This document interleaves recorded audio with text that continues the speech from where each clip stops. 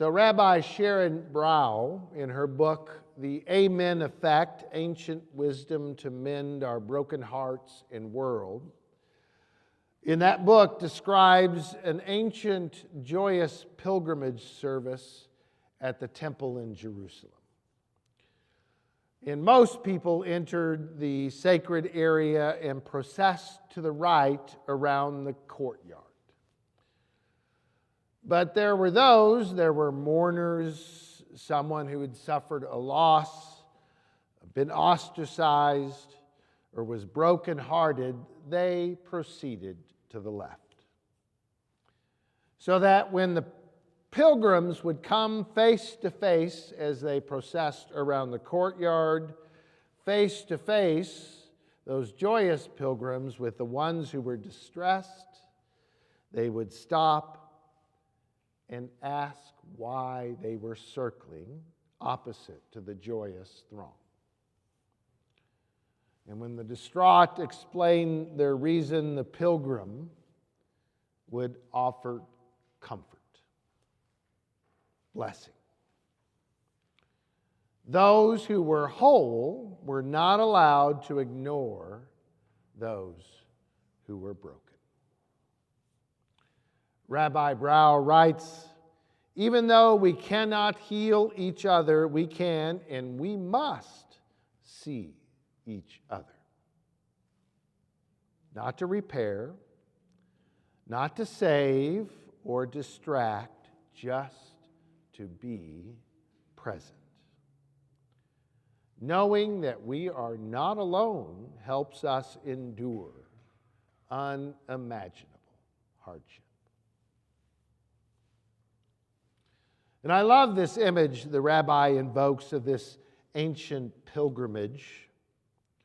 The joy and the sorrow captured in this practice, where blessing is experienced among the festive on the one side and the grieving on the other, circling and meeting in the middle. And in many ways, I think that image expresses for me a dynamic that actually happens at Christmas time. When a season of merriment and happiness and joy for many of us is also understandably a season of sadness and grief for others.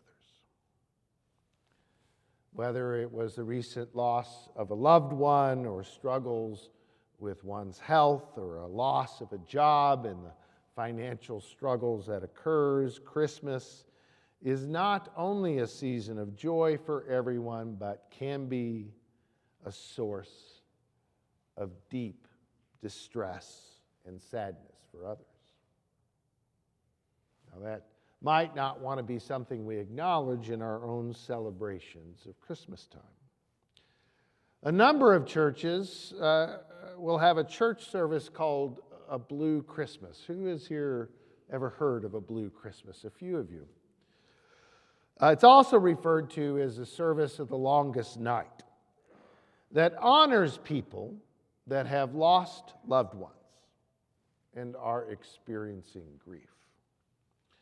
And this worship service is traditionally held on or around the longest night of the year, the winter solstice, which is usually on or around December 21st. And there's an interesting convergence here.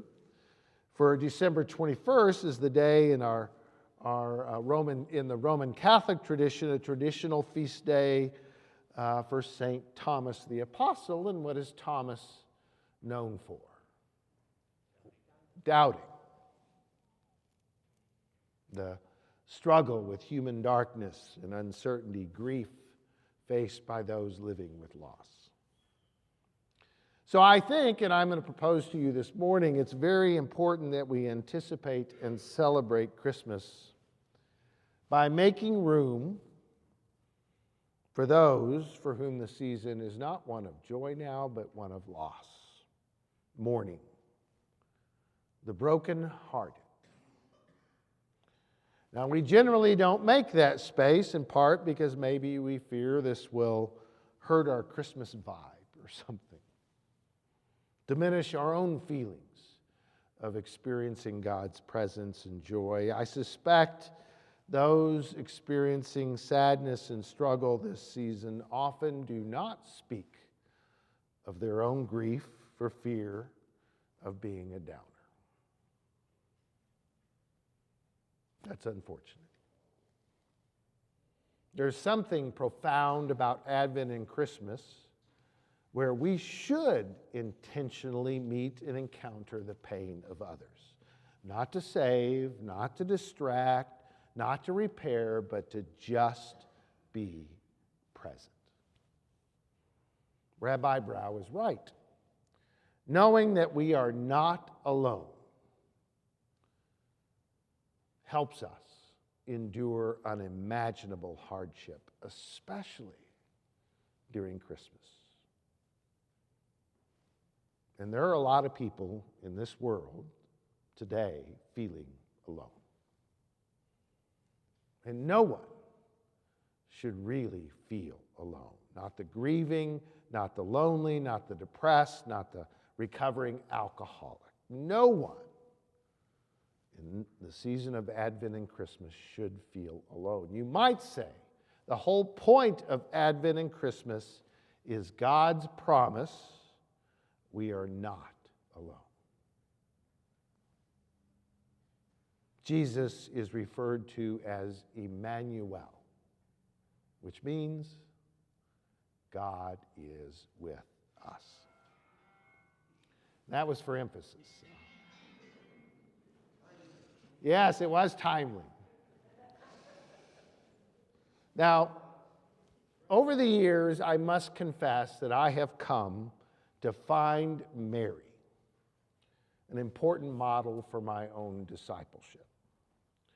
Not in the way some other Christian traditions have kind of made her holy in a way, divinized her, or whatever you want, making her divine, making her the Holy Virgin Mother, but especially appreciating her humanity. Here is this young woman who has made a choice to bear Jesus in the world no matter the cost, unmarried and pregnant.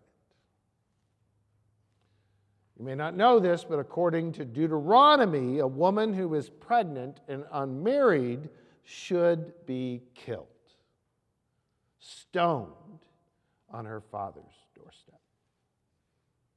Now, maybe that's the reason that Luke makes the point that she has left with haste to go see her cousin Elizabeth. She goes in a hurry. Maybe she's running away from her father's doorstep. And I imagine in her sense of loneliness, in her fear and uncertainty, she seeks out her kinswoman Elizabeth. This, be truthful, throughout history has been a strategy of women living in misogynistic societies for centuries. To find other women, share their realities, to be met by someone who understands and can relate to her struggles with her choice and its consequences in a world intended to control women. In coming to Elizabeth, Mary knows she's not alone, despite the struggles, despite the grief, despite the pain she could expect from her choice. And what she meets in that meeting is not a condemnation, not a making her feel making her feel guilty. What she encounters is grace, acceptance, blessing.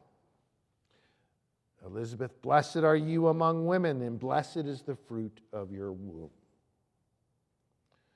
Elizabeth could have judged her, could have not even let her in the door, could have said, this is just too complicated, too frightening.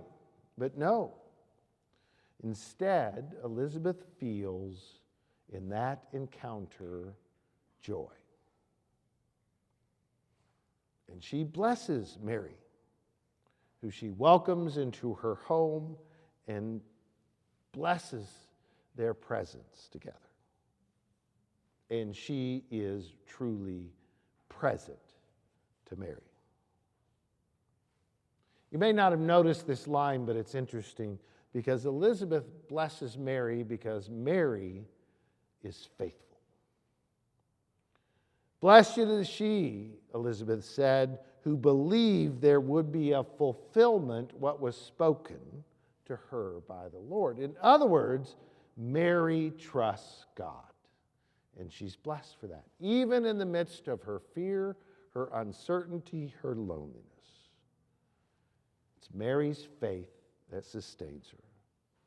Not simply that she bears Jesus in the world, but because here is someone who trusts in God enough, no matter how hard things might appear.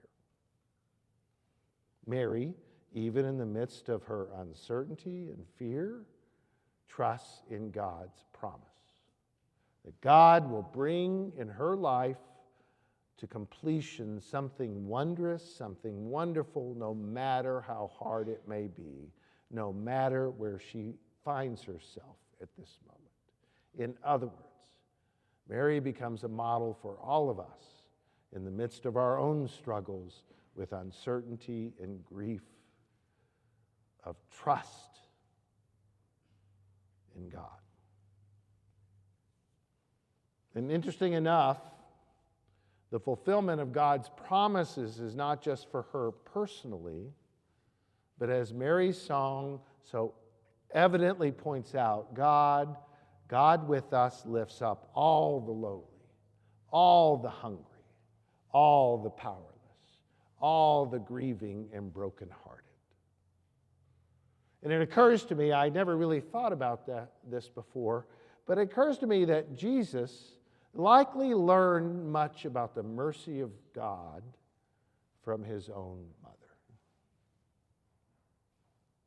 Mercy towards the hungry and lost, mercy towards the hungry and oppressed, mercy to those grieving and sorrowful. Jesus' continuing preaching and voice for compassion for all the lowly and the brokenhearted probably comes from his own mother's voice. He learned such things sitting at his mother's knee. The philosopher Simone Weil once wrote, "The love of neighbor in all its fullness simply means being able to say to them one question. Just simply turn to a neighbor and ask, 'What are you going through?' and listening." We are invited this Advent Christmas season to really be present to those around us. Not to be so distracted by the busyness, not to be lost in amidst all the activities, but really pay attention to those around us, whether a neighbor or a family member or someone we know who lost a loved one this year, or someone we know wrestling with depression, mental illness. And we're faced with the call to truly be present to them and ask, "What are you going through?" To God be the glory this day and forevermore. Amen.